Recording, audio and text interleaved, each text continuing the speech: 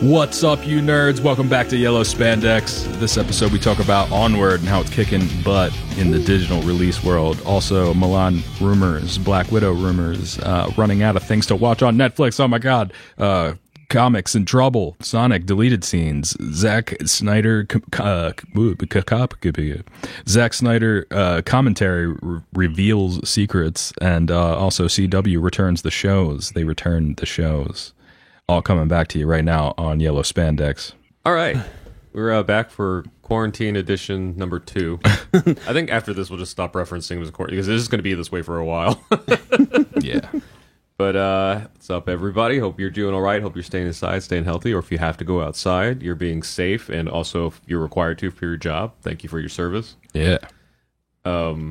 But yeah, we thought that there would be like not a whole lot of things to talk about as the weeks went along, but man, I mean, things just keep evolving. Josh had something he wanted to bring up for the comic book stuff. I brought up the idea on our RKVC's last live stream.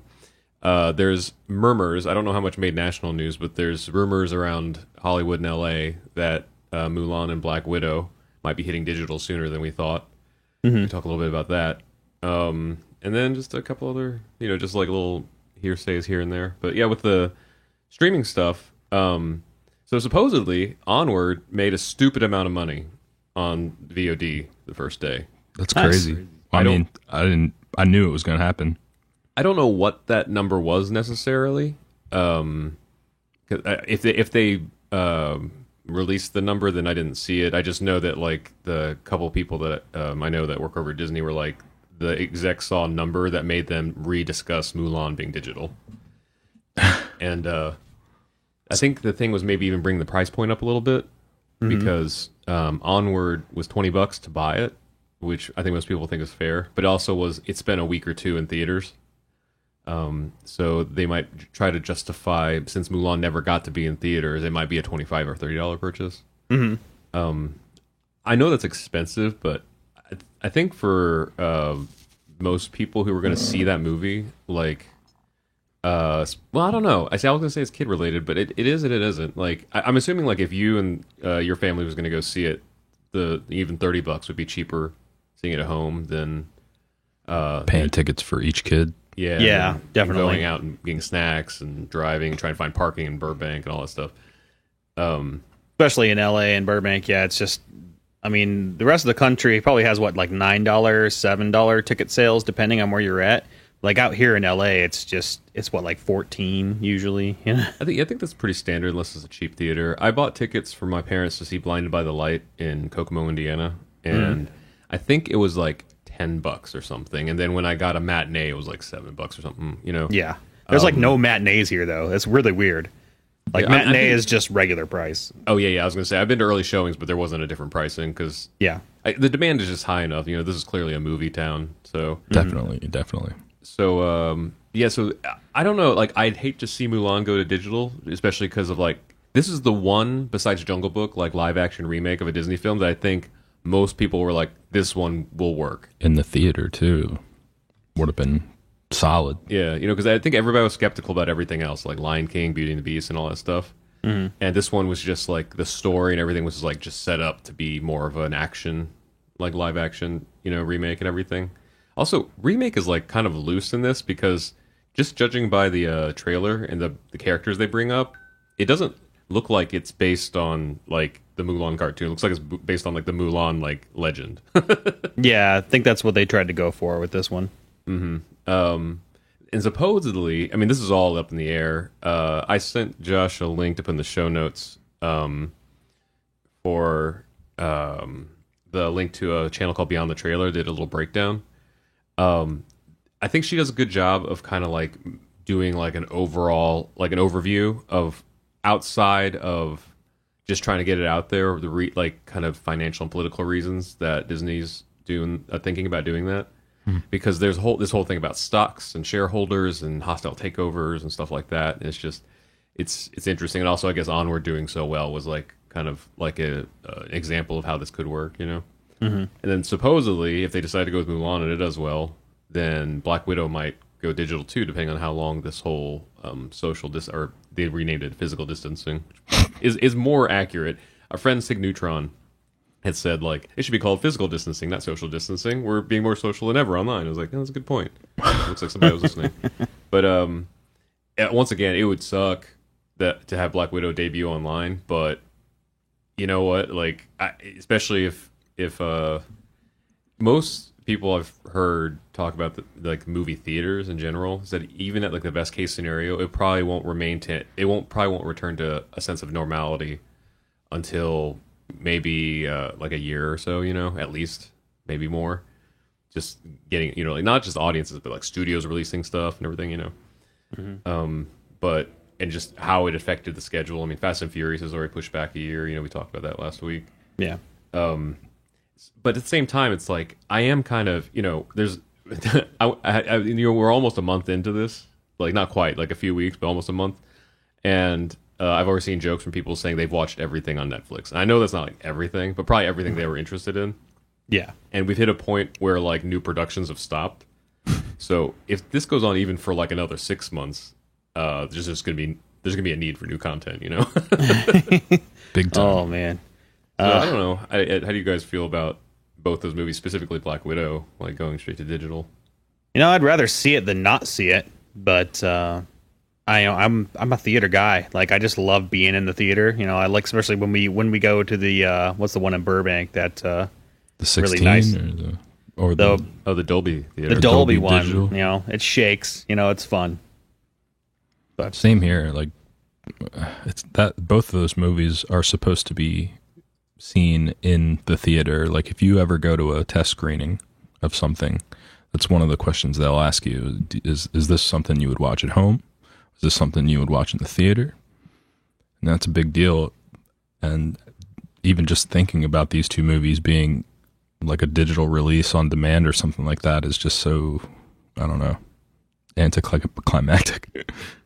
Yeah, especially since we've been talking this up for I don't know how long. Oh man, it is wild how the timing worked out though, right? Because like the not first phase, but like the Infinity Saga like ended, and we had this clean break, right, of like the next era of Marvel, and then all this stuff happens, right? Yeah. I mean, I'm not saying it's better or worse. It's just odd that like it's weird timing that it wasn't like the second movie or something. It's like right before the first one of this next chapter, right? Mm-hmm.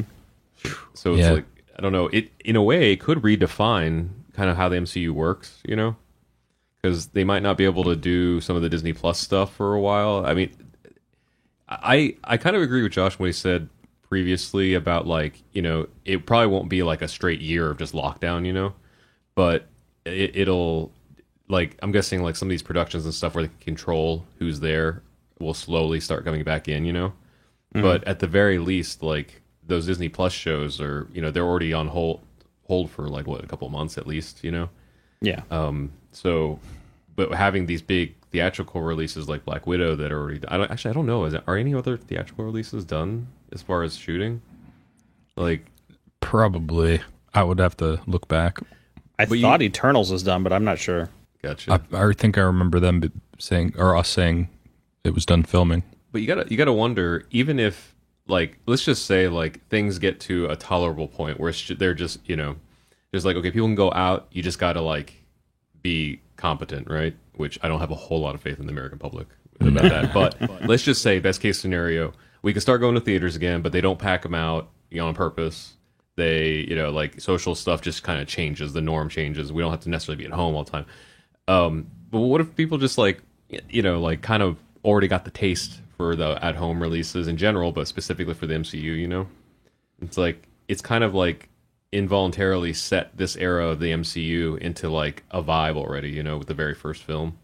Yeah. To like enjoy it from home. I guess the plus side is we'll see all those theory videos way sooner because they'll be able to capture all the stuff. Yeah. Well, I mean, we already started the next phase though with Spider-Man, didn't we? Or is that the end of the last one? We just finished phase 4, right? Yeah. Well, I read. I see. I really want Endgame in my heart to be like the end of the Infinity Saga. Yeah, that's what I thought. But I guess officially, Spider-Man: Far From Home was the epilogue, so it was part of the previous phase. Okay. Yeah, I was like, oh, that hurts me to think about, but I guess it makes sense. You read a big novel and it's like, by the way, these, Well, Well, you read Lord of the Rings, and the last like third of the book is just them dealing with it afterwards. Yeah. So So I guess it's kind of something similar, but I was thinking the other day, this is kind of a shame too. I mean, all of it's a shame because the virus and people dying and economy tanking, all this stuff. But as far as the movies go, superhero movies, like this was kind of going to be the year of like the female superheroes, right? Like Wonder Woman, Black Widow, Mulan, Tank like Girl. Oh, I didn't know about that coming out. And then even like the Eternals, had like the Angelina Jolie and stuff thing going on. Oh yeah. And it's just like nope. Nah. But who knows? I don't know. I'm still, even if it's at home, I'm still excited about Vince mentioned Wonder Woman and Black Widow and stuff. Yeah. I think besides the quality of like audio and stuff, I might, if there was an MCU film to go to home release, I think Black Widow is a good, like, is one of the better ones for me because spy films, for some reason, is really hard for me to like keep track of what's going on, And so if I can watch it at a better pace at home, that might actually help me understand the story better instead of waiting a day. You can watch it a couple times. Yeah. You know what I would do, actually? I just am sitting here thinking about it. It's like, which one of my friends has a theater? Because one of my friends Like a nice has theater. like theater seats with a big screen, like huge screen. I know one of them has it.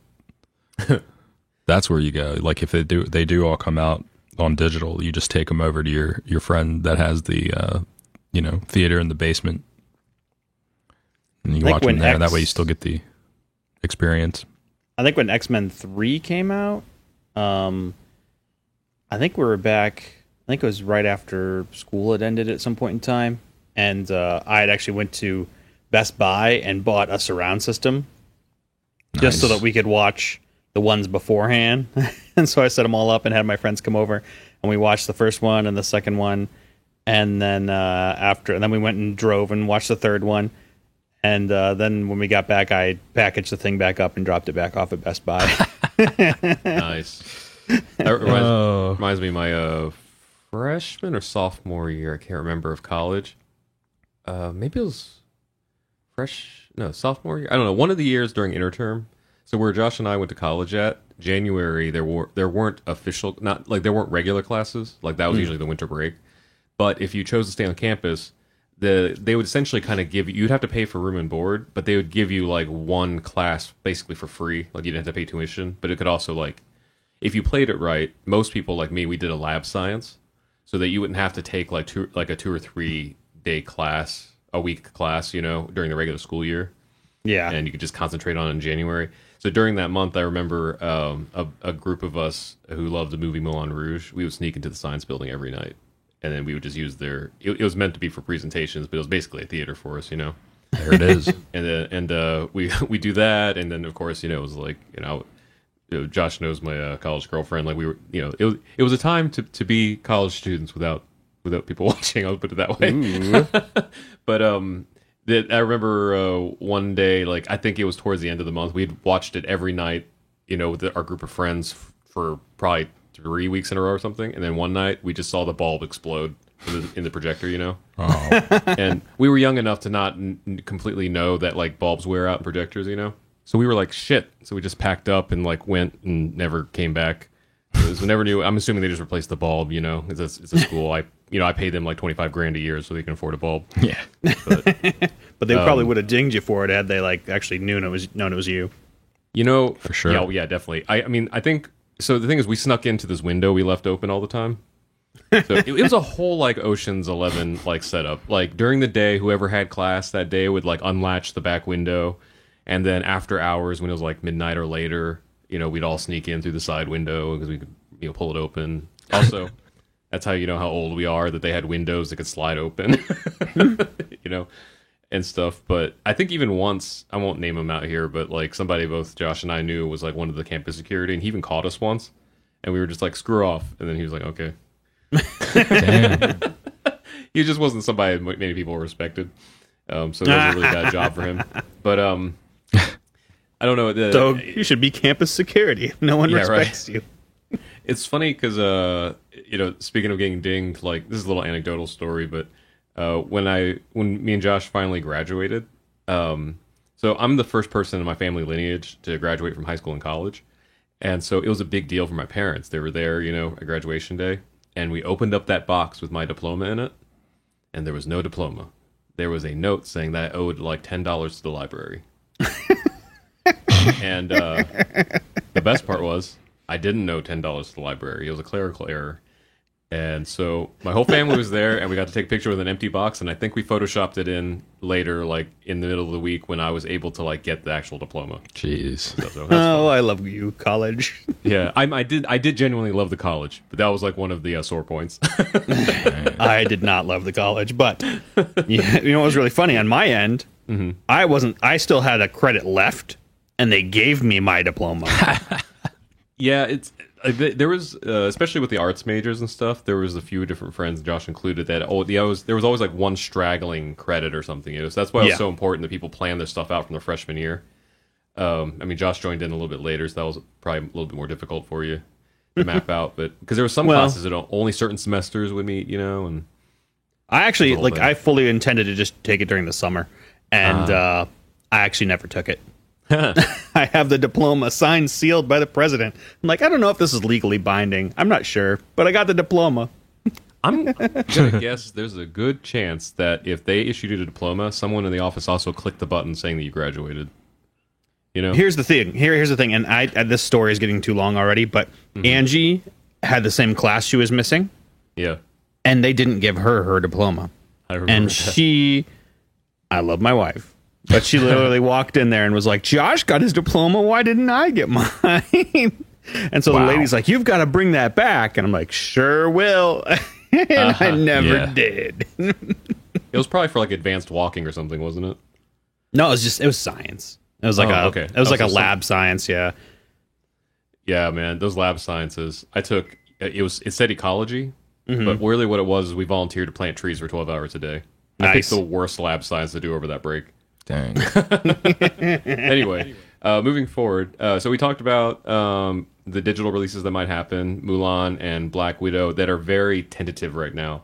Like, there's only been like industry, not insiders, but like people in the industry, specifically at Disney and stuff, talking about the possibility of meetings. But it's still kind of like, big news because like Disney never considered that before, right? Or I mean, if they did, it wasn't like serious. They weren't like, oh yeah, we're totally going to put Mulan on Apple Movies, Yeah. For a theatrical release. But now it's like, I need get that little cash flow in there. And so if you want to know more about that, beyond like just getting a release schedule on schedule, that beyond the trailer video that I linked to Josh, like she does a good like kind of like financial breakdown and like how all that stuff works. You can check that out. But Josh brought up when we were recording his starting a record label podcast that there's the comic book distribution is stopping.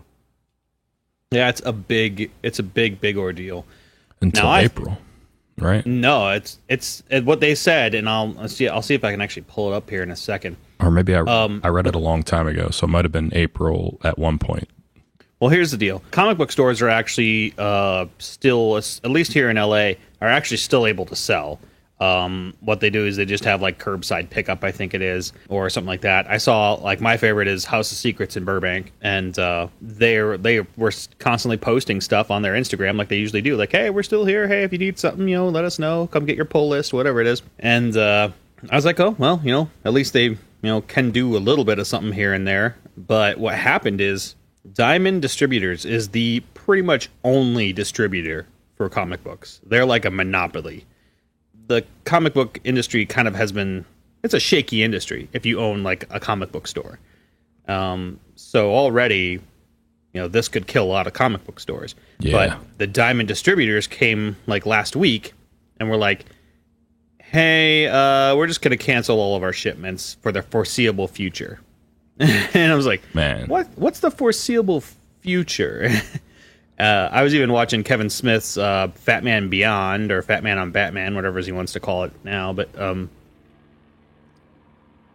sorry, I hear you guys' helicopter in the background. And I was watching. Starting to hear helicopters now because there are none, and then Yeah. every once in a while there's one. I'm like, is that a lifeline for somebody? Or like I'll hear a jet and I'm like, wait a minute, someone's flying somewhere? What's going on? But anyway, so the comic book distributor was basically like, we don't know when we're going to start, doing this again, if we do. And Kevin Smith was talking to Mark Bernardin, his like co-host, and Mark Bernardin had all the information, and he just laid it out and was like, hey, oh, by the way, this happened this week. And Kevin Smith, you could see his face go, what? And like, and you see him turn, and it's like, that's gonna like kill some comic book stores. I mean, to be honest, that could stop ours. Like, if there's nobody delivering comic books, Right. and the industry's already, especially like Marvel and DC, because they have like that direct, like Marvel has Marvel Unlimited and DC has the DC Universe. You could already read almost every single comic book possible Online, right? Yeah. online. And they were even talking about like it back, I don't know 100% if this is true, but there's rumors that they were talking about releasing comic books digital first, kind of like that they do with movies now. You can't get you can download or buy a movie a month before you can get it on Blu-ray. Yeah, DC does that. I just finished the Mortal Kombat X comic book series, and at the end of every single issue, it was like digital first, and it had a bunch of like Batman, Superman comics and stuff that I guess went first on digital. Yeah. And that's bad for the industry that kind of, brought them up. It's ridiculous to me that they would even do that. Well, it's kind of like they pulled the plug on all of them. Yeah. Basically. I mean, there's a myriad of things that it can come to, There's no way they can get distribution that fast. Well, the thing is, the comic books, it's like 3 months out. So they got all this stuff printed somewhere, or at least there's a large amount of things that are ready to go printed. They just don't want to ship it right now, obviously, because of the COVID-19 stuff. But I don't know what's going to happen for the comic books, comic book stands anymore. I feel like the Marvel and DC will be fine because they'd probably be okay with just going all digital and only releasing like trades or something. Which is trade is just like, paperback of like Right. 10 comics. Yeah. And so, I did see that DC is continuing. yeah, I don't. It's Well, all the majors are continuing to publish, just not print, right? Is that the idea? well, I think only like Image and IDW, I think, stopped. it's just They're- publishing. They're not even going to publish right now. Like, they're just like, hey, we're waiting, because one of their big things is actually shipping to stores. So, they postponed Free Comic Book Day, obviously. IDW suspends their May releases. And then what happened yesterday or the day before here, Diamond halts payment to comic book publishers. Yeah. So, Oh, like, that's interesting. exactly. So it's another thing where like there's cash flow issues between the stores and Diamond, and then Diamond and the publishers. So it's kind of like Dark Horse. I just see that Dark Horse suspended their digital releases until Diamond reopens. So there's one good thing that I heard about, and it was from the local comic book store that I used to go to when I was back in Valparaiso, Indiana, where I'm from. Galactic Greg's. Rest in peace, Greg. But they had, I guess, partnered with a place called Comic Hub, and basically everything that you buy digital through Comic Hub is going to be sent to you after it's able to be sent. That's Oh, cool. interesting. I was actually wondering about that. If digital comics, if I could type in a referral code, like say if I'm on, DC Unlimited or whatever or something, if I could just be like, this is my home store, if they could get like a small cut or something, Yeah. And I think that's basically what they're doing. Because So that's one way that they could, with comic books, some comic book stores, still get them some money. Yeah. I have to say though, this is also that's terrible. But at the same time, like I don't know if there's other mediums left that have this transition. But I feel like one of the earliest, if not the first ones that had the digital transition was music. Right? Yeah. We went from like all the physical product to all of a sudden it's iTunes, and now it's not even iTunes, it's streaming, and then video got that way. Like we're me and Vince are like in the middle of the YouTube community, and they're like, "Oh my god, what happened to our CPMs and ads and stuff?" I was like, "Listen, guys, this happened 10 years ago in music, you know." Yeah. And now comic books, you know, and books are kind of doing the same thing, and I guess it took longer because people still love touching the books, you know, and stuff. But now this whole virus thing has kind of forced everybody to go this direction, and it sucks. But at the same time, I'm interested in seeing which ones come up with the creative way of surviving. Like, if you listen to the Starting Record Label podcast, I was on with Josh. I don't know when you're posting that one, but I already posted it. Okay, cool. So I guess Josh can link that in here. We kind of said like this is like a little bit of a harsh statement to make, but at the same time it's kind of true. It's like the people who are going to survive anyway, you know. Yeah. And in the sense, not in the virus sense, in the business sense of things, right? Because like, you know, these are the times where it's like, okay, well, if you were motivated to keep going, you're going to find a way to make it work, right? Yeah. And so I'm thinking like comic book shops. So if friend of ours, Ruth Ann, she does marketing and sales at Aftershocks Comics, right? It's a smaller comic book. You know, they probably don't have any household names under their umbrella as far as the characters and stuff, but great comics. I've read a bunch of them. You know, they've kind of transitioned into, since they're not able to publish either, they're transitioned into doing like these live stream interviews with the authors and stuff. And I know that's not a comic book shop, but I'm just kind of wondering, like, you know, social or physical distancing doesn't mean like you can't breathe the air outside, but like, you know, like Phil DeFranco, he films his YouTube show at his office, but he's the only one that shows up at the office every day. So kind of like it limits or completely like eliminates any other contact that he'd have, you know? Mm-hmm. So you just got to wonder, like, if those shops that are sitting there, if that could be a cool backdrop for a really geeky owner to finally start that YouTube channel or something, you know?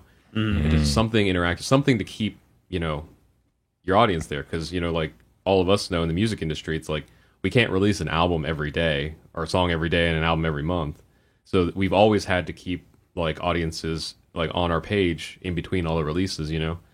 So maybe this is going to be one of those like things where like comic book stores, maybe something creative comes out of it. The YouTube thing comes to mind just because we're in the middle of that, but like, yeah, there's somebody in that industry that's going to be creative with it, hopefully, and maybe start something that may be better for all of us, you know? And then hopefully the physical prints can come back when all this blows over. Mm-hmm. I mean, I don't know, like, if you know the people that go into comic book stores and actually, they collect, you know? Mm-hmm. So I feel like it's definitely a different thing that has outlasted this kind of digital, you know, run. Mm-hmm. They might be subscribed to either read old stuff or subscribe to read stuff they don't want to actually purchase, maybe.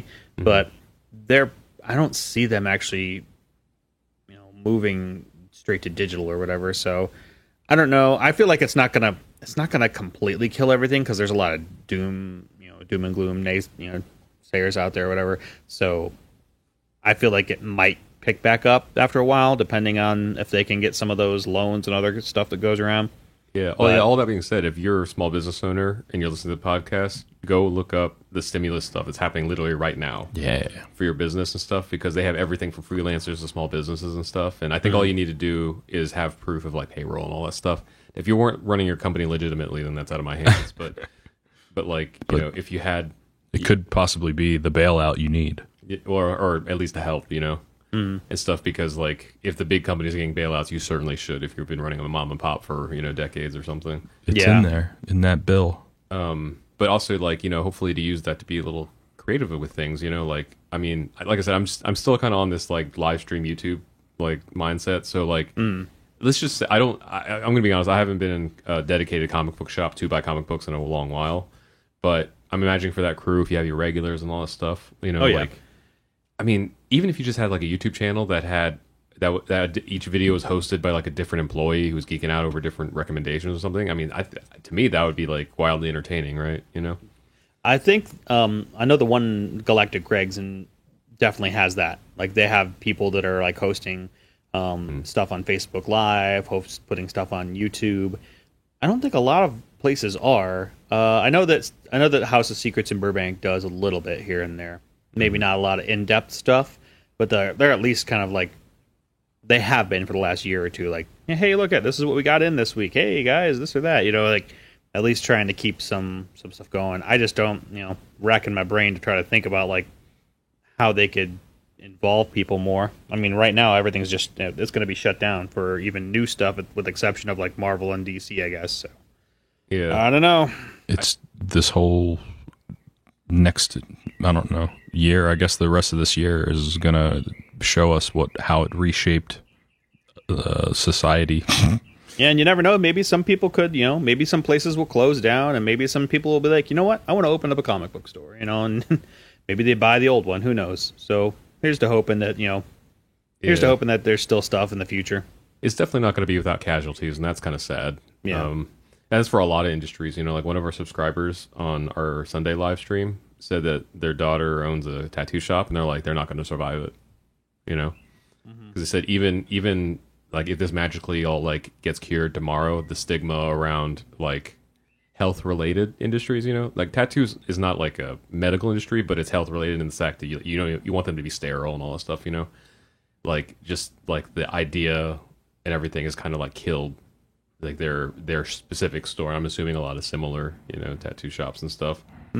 It won't kill the industry. I mean, it'll be there, but these individual shops just don't have like tattoo shops are notorious. I can't think of like a many or any national chains that are tattoo parlors and stuff. So like them comic book shops and stuff, like these ones are like they're all mom and pop, right? Yeah. For the most part, yeah, they're all like, privately owned. When I was watching that Kevin Smith Batman Beyond thing, they usually do it like once a month at the Scum and Villainy bar. And they had the owner there too with them, and it's like all dark. It's just like them, like 4 or 5 people there, and the owner's like, "Yeah, it's gonna be like $700 a day just for rent, and we have nobody here." Like it could kill us, So I guess kind of fortunately, it's not fortunate, but like I guess the little bit of silver lining in these situations is since it's affecting the entire world, it's a lot more plausible to ask for some help, in those cases. Like, what was I saying? Oh, like I've been calling my credit card companies, right? And they already know what I'm going to ask, right? And one of my credit cards I didn't even have to call them. They emailed me and said like, we're just like we're going to set your balance due to 0 for the next 2.5 months. Oh, crazy. Like, oh, okay, cool. I think student loans are the same way. Yeah, they're supposed to like let up on them for a little while or something. I think they're locked at whatever they are right now. Gotcha. They won't accrue interest even if you aren't paying. So right. Yeah, I think that's the least amount of not the least. That's like the least they could do, right? Yeah. Is like lock interest at the very least. But like hopefully they get this like renters thing sorted out because like homeowners are like not paying mortgage right now and stuff, at least in California. Yeah. And stuff like that. So they're hoping the trickle down effect works. I've seen like different friends like ask their landlords and their landlords offer to just be like, don't worry about rent until after the summer, and then we'll work it out then. Till after the summer. Holy crap. Dang. Yeah. Well, I think one of the ones somebody posted their letter. It's funny. They tried to black out the names of the apartment complex and they just didn't do it very well. You can like read straight through the thing. But like they said that they called their landlord and left a message about like trying to work out something with rent. And then the letter they got back was like, wash your hands and don't worry about it until July. Nice.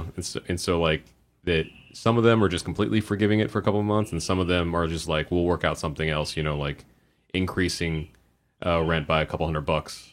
Dang, I wish my landlord would do that. Man. I mean, now's the time to either ask or propose it or something, just because they might be forced to here in a little bit, right? Because it's not law yet, but like I forget if it was the New York governor, the California governor, like had specifically said like it's not illegal yet, but it's good business practice, because if your tenants aren't able to pay and you force them to, you're probably not going to be able to get a new tenant in this current climate. True that. Yeah. If it goes more than the 2 months, I feel like they would have to. Because even people who have like saved their money still have overhead and whatever they're paying each month. Well, so that's the thing is like at least in LA, I think they've frozen utility payments for the most part, like like water and electricity or something, or they won't shut you down, right? Yeah, that's good and stuff. So like unless you're a business that's not supposed to be running. That's funny. The mayor of LA was like, we're shutting power and water off to non-essential businesses or refuse to close.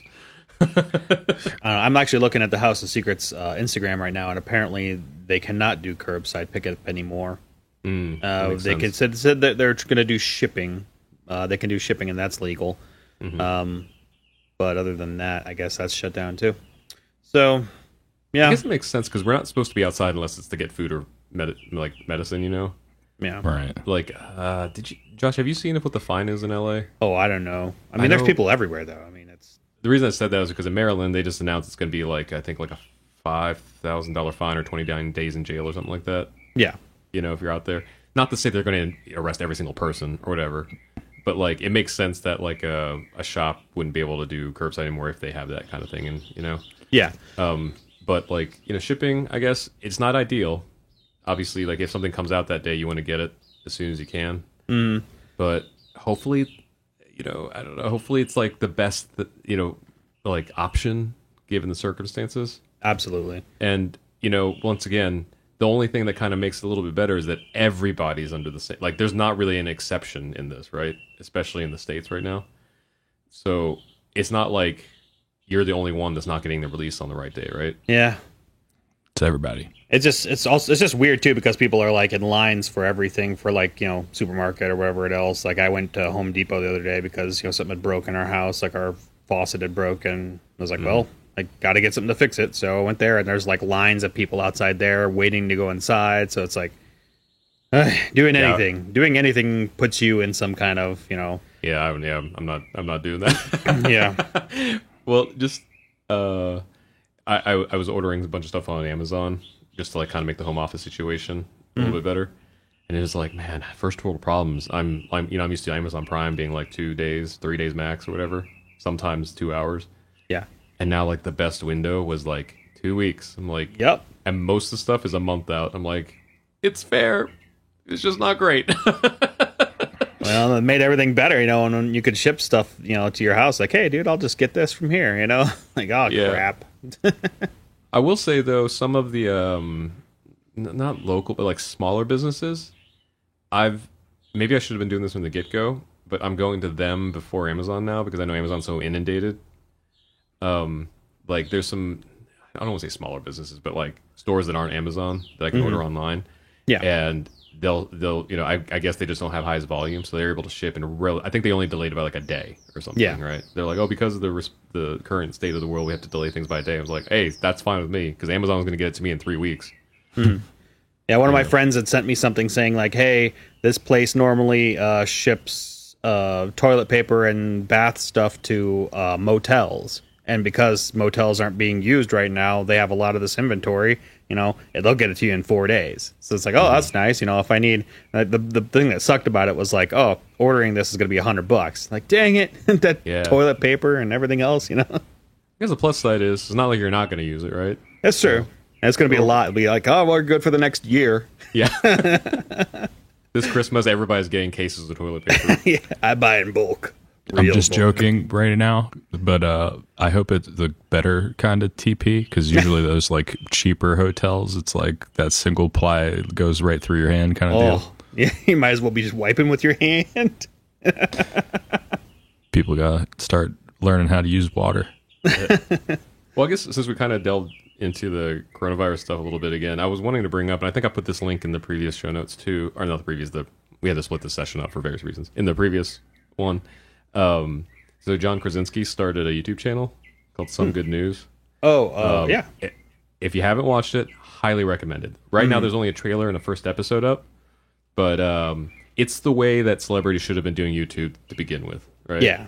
Because I think Will Smith is probably a great guy. I think I worked for him once or twice, or at least his family, because they're from the Philly area. But his YouTube channel is like the least relatable thing ever. It's what, and like Jennifer Lopez is like, they all started YouTube channels, but it was like you appear in YouTube channels that you have teams working on. Yeah. And John Krasinski is clearly self-produced. I don't know if he hired an editor or something, but like his daughters did like the logo behind his head and stuff. But what I love about it, besides it being self-produced, you can tell he's discovering the joy of producing it as it's happening. Like he had Steve Carell, spoiler, he had Steve Carell on to celebrate the 15th anniversary of Office. And they're both figuring out how to use Zoom, and Steve Carell's wife like figures it out, but she's like a mom, and she's like, "Hey, okay, this is where you go." And then she gets out of frame, and they left it in the cut because it was so cute. and then you could see both of them just smile very quickly because they're like, "Oh, hey, we're doing this. We're doing a live stream. Is this what live streaming is?" And it was just cool because he highlighted good news from around the world, but not even like big good news. He went on Twitter and just asked like his fan base, like, "Everybody, tell me some good things that happened to you today." Yeah. And they highlighted those news things. There was one girl that went to her like last chemo treatment, and her street was able to do like a socially distanced like welcome home parade. Yeah. Their cars on the road and stuff. And then he actually had her on through Zoom or something to interview. Yeah. And it was just like, man, this whole thing just feels good, right? It was a good show. I mean, it's only like 15 minutes too, so it's kind of nice to watch. Well, that was pretty much the whole thing right there. Yeah. I mean, you can watch it because they feature some other clips and stuff, but it's really cool. Like, so definitely recommend whatever that channel's gonna come out with because he seems like a cool guy. Yeah, I mean, it kind of really reinforces, like, I feel like that's his brand. Him, and I feel like he gets mixed up a lot with Zachary Levi. I feel like they have, like, a similar body structure and face. Gotcha. And they're about the same age, I think, too. And so those two dudes, they just seem to, like, exude, like, kindness, or just, they seem like it. You never know for sure, but, like, it's kind of cool.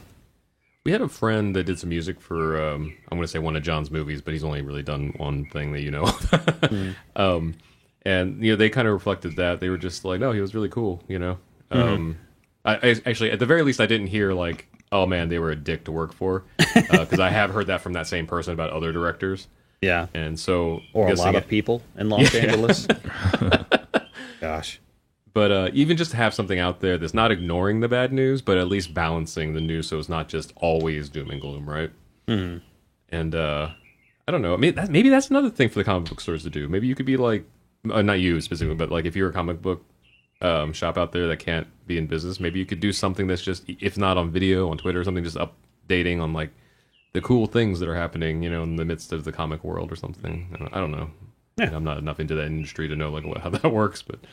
Well, for TV shows, apparently, because The Flash and Supergirl and Batwoman and all that stuff were on a hiatus, and then they just extended the hiatus. But apparently, they're going to be back by April 1st. Wow! Oh, yeah. the airings of them. Yeah, they're going to start airing new ones. Hold on. The Flash and Legends of Tomorrow will be the first DC shows to come back. Oh, on Tuesday, April 21st. Sorry. Okay. I didn't see the 2 in front of it. The following Sunday will be Batwoman and Supergirl. Oh, yeah. I'm looking at that right now. That's how I know there's injustice in the world, is that Legends of Tomorrow is still airing during the middle of a virus crisis. There's so much that I'm reading right now that we can just like run through all this stuff. Like the first one that caught my eye was, where is it at? There we go. First 8 minutes of Sonic the Hedgehog and deleted scene are now online. I have to go check that out. Oh yeah, that reminds me too. The G.I. Joe series, at least part of the first season, is released on YouTube now, like legally. I saw that also in G.I. Joe news. The G.I. Joe Classified came out, and they're the original, like 1.8 scale G.I. Joes, but they have more joints that move, and they're highly detailed. And I'm like, I want the Snake Eyes one right now. I've been like looking at trying to order one. Those places making those, like the NECA stuff too, is just like, it's amazing, and they're totally like aiming for us at our age. Absolutely. Because oh my like, gosh, even the box and just all the whole packaging, like kids don't care about that. Mm-hmm. They had all the Ninja Turtle stuff from the movies. They did like all the way down to, I think they did Danny. Like in the first movie, like the kid. I have to look it up. I'm not sure. Man, that's a stretch. They did like a Foot Soldier. They did April. They did, they did all this crazy stuff. Like, holy crap. Like this, and they look good. Like people were doing stop motion stuff with them. Hasbro's been turning them out. It's ridiculous. See, they can't even keep them in stores. They're so sold out. See, that's part of the creativity that I'm kind of excited to see, is that you mentioned stop motion with action figures and stuff. Yeah. I've seen a couple creators that have been like meaning to delve into like not maybe stop motion or just like things that they wouldn't normally do, And it's like, well, doing little skits with your action figures, it might be stupid, but it might be cool. And now's the time you're able to try that, right? I'll have to remember what Instagram it is, but I follow this one guy that sets up his scenes. So he'll have like the new Batman armor with the the glowing eyes Batman in Batman v Superman. We got a glimpse of that armor. It's him in front of the bat sign on top of the building, and he takes a picture and it's really cool. It's all edited out, but then the next picture in the slide shows how he set it up in his house and how all this stuff is miniatures. Is crazy. Yeah. It's so cool though. You could do like Welcome to Marwyn, but just action figures. Actually, speaking of Zack Snyder, also I saw on here opens up about Wonder Woman origin and his 5-movie plan, and then there's also, I think there's a commentary he did for Batman v Superman. I know that's not like the best geek movie right now, but he supposedly says a bunch of things that are secret to the movie and like stuff that we wish we knew or was in the movie. So much, I think he says something about wanting to do his own cut and releasing his own cut. Ooh, Snyder cut. The Snyder cut. There's like a very vocal group of people on the internet for the Snyder cut, and oh my gosh, I could care less. I mean, and it makes me. Go ahead. Go ahead. I was just gonna say it makes me like even more not like him, and that like I don't even know who the dude is like in real life, like, but I just not a big fan of how every single movie is dark and brooding and looks like it's 300. Yeah, it's been a rough few years for that dude. We actually briefly had an interaction with him at a friend's comedy show. It's a whole other thing. We could tell you the story on another live stream or something. But between like all the DC movies he's being involved with, except for Wonder Woman, or like all the DC movies he directed, like just tanking, and like his kid, dying, and then like this happening, like it like it's just not. This guy, man, just can't get a break. Nah. But I do wish they would like kind of let go of like the past, like the Batman stuff and everything, Yeah, I mean, DC went the other way as like a Feige kind of just oversees everything in Marvel. But like DC was like, let's just put Zack Snyder in charge of everything. Like just he'll shoot everything. And then like after, Batman v Superman was like meh. And Superman, like, I mean, the casting and everything was great, but like the movie was kind of lackluster. So Yeah. I don't know. That was the first movie ever. So I saw it with my brother and Vince. I think we were in Tennessee. And I was so confused throughout the whole movie. And then Peter, my brother, and Vince were explaining things to me based off like the Injustice video game and stuff. And I was like, why did I have to play the video game to know about this movie? And then I didn't mind it. I was just confused. And the movie ended. And I was like, oh, it wasn't as bad as I thought it was going to be. And then the more I thought about it, the more angry I got. So like, oh, that makes sense. Like, why did that happen? What the? What? To the point where like a week later, I was like, ugh. No. Wait, are we talking about the Justice League? Well, you could say about that too. I was talking about Batman v Superman, but Justice League, dude. Like I guess we can talk about it now, but like we went to an early screening like a month or two before they came out, and then in the feedback we gave, we're like, don't release this. Yeah, Man, I just recently watched it again because I had never seen it with the full effects and everything. The version we saw wasn't done. Oh yeah, I remember that. Yeah, we saw it with Superman still had a little bit of facial hair and the mocap dots on his face, and Cyborg's animations weren't finished yet. That probably looked better than what the Superman's face looked like afterwards, to be honest. Because like the first shot is like obviously him, like someone is using like a fake camera phone to shoot it, and like the first shot is like his face, and I was like, what is up with his face? Like just funny, immediately off the bat, like, oh wait. I don't know which video it is, but Corridor Digital references it. And they talk about how like the biggest thing that they couldn't believe that a professional CG artist didn't catch in that is the way the muscle in the upper lip moves. Yeah. And they're like, that's the thing that makes it weird for everybody. Like if they would have done that right and had really crappy texture, people would have been more forgiving of it or something. I was like, oh, okay, I didn't know that. Yeah. That's pretty cool to know. But the frustrating thing about that is that whole scene, almost every time the facial hair was replaced or like covered up, the scene was unnecessary to have him reshoot. Yeah. Even like that scene where you're talking about the camera phone thing, like you see that, and spoilers, I guess, if you were going to watch Justice League, but don't.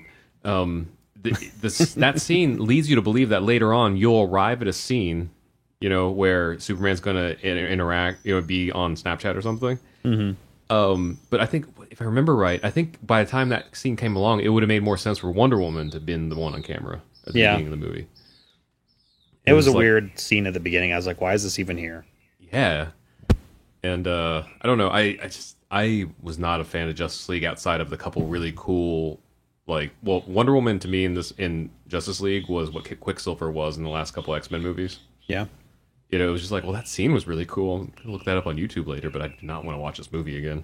Yep. That's going to be pushed back too. The sequel is going to be pushed back. So Which sequel? Wonder Woman. Well, so that's one thing. I heard that they're considering doing a digital release for that as well. Well, it says Wonder Woman's pushed back to August, is what it says. So I don't know. So that was before, and then shortly after. I don't know if it's because of Onward or something, but they're considering, depending on how long this whole pandemic thing goes, to do a digital release.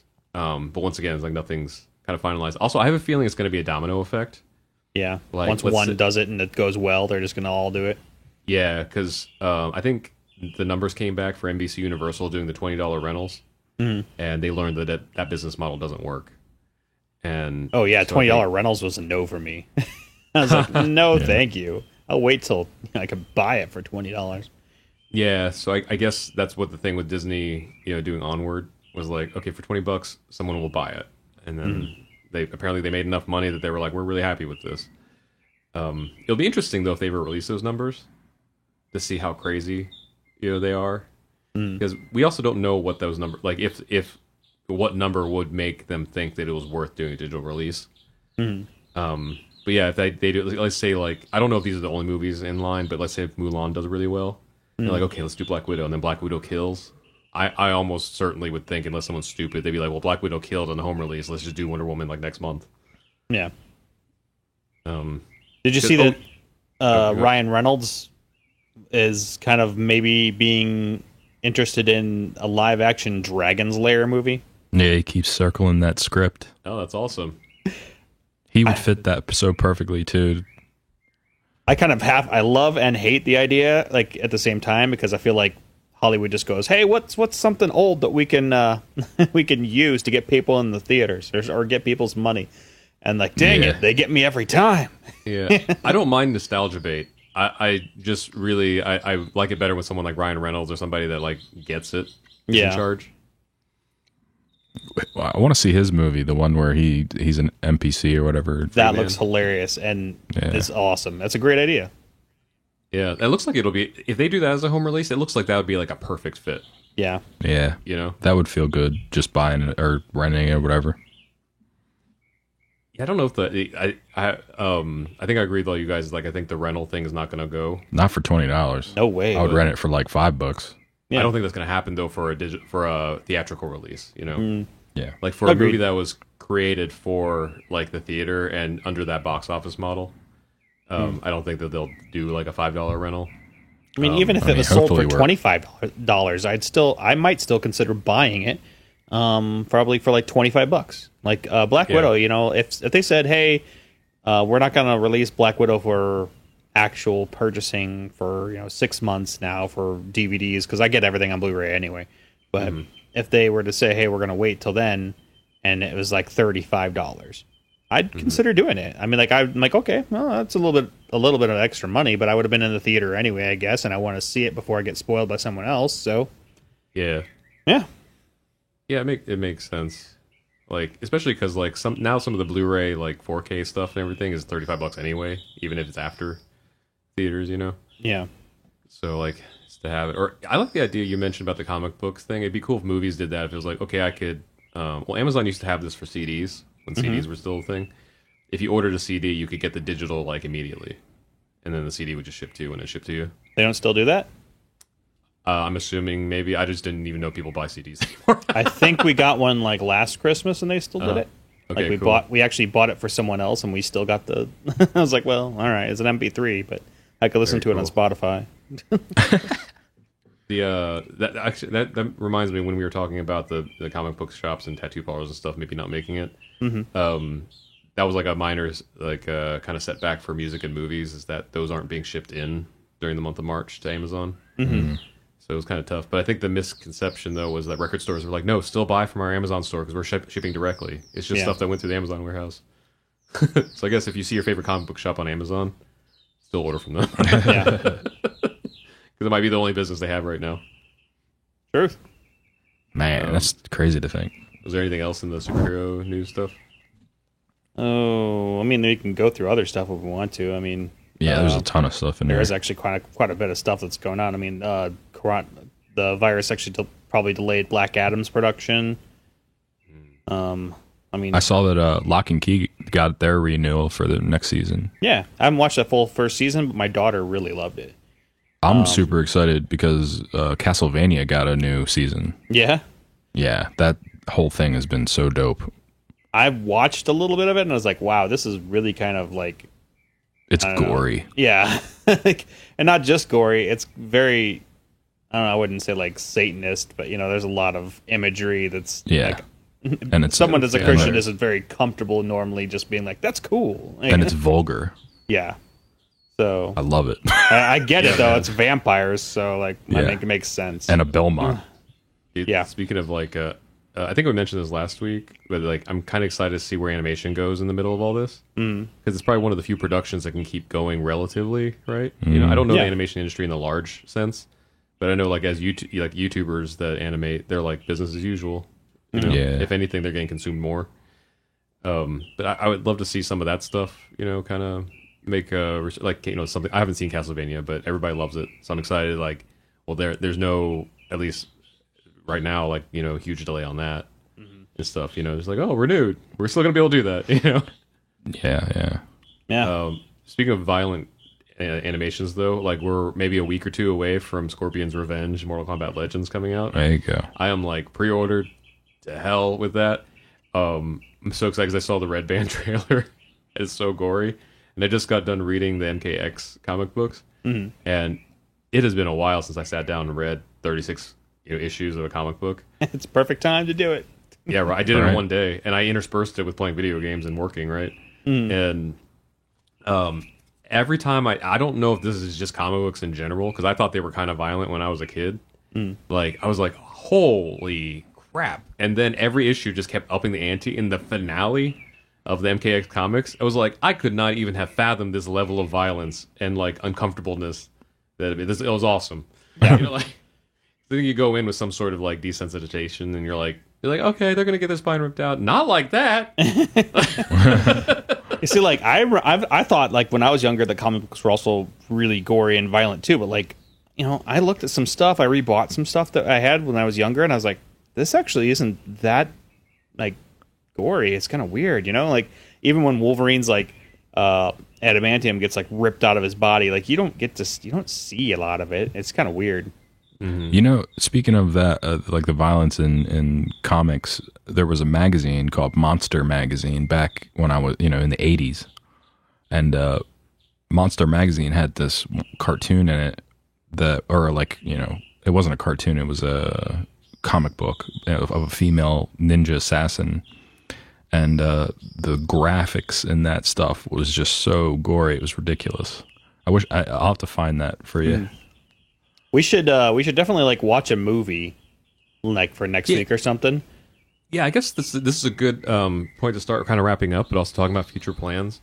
Like, so we had run some ideas that maybe we'll watch a movie or two, and then do episodes about that, and also maybe like some series. I mean, I could totally imagine rewatching some of the animated series of X-Men. And then also to look forward to the future. I'm not sure if it'll be necessarily next week or the week after, but sometime in the near future, we'll have Ron Wasserman on, the composer of the Power Rangers theme song.